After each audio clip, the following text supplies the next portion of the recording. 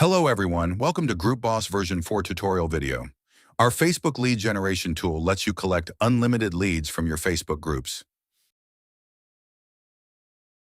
Now, let's show you another new feature of Groupboss version 4, Data Collection History.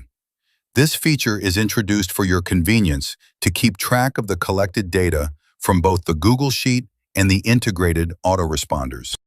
Thanks to this feature, now you can see and monitor all the collected leads from a single dashboard of Groupboss.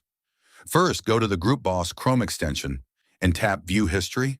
Here is the track data of your collected leads for the last 48 hours. Through this, you can know the status of the collected data, if the lead has been collected or not, or if there has been any error or not.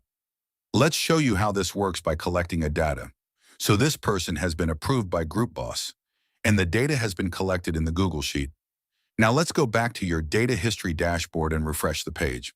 You can see the data is retrieved here and the status is updated. If there was any issue or problem in collecting the leads, the status would have shown as the failed attempts. The benefit is that if there is any failed attempts, you can track it here and resend it to collect again.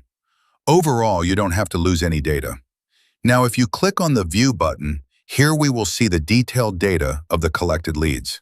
You can see the back-end data and Google Sheet data status.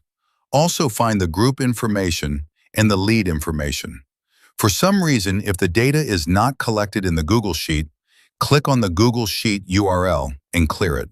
Now go back to your desired Google Sheet web page where you want to collect the data. Get the sheet URL and copy-paste into the box and hit the Resend button. See, the data has been resend.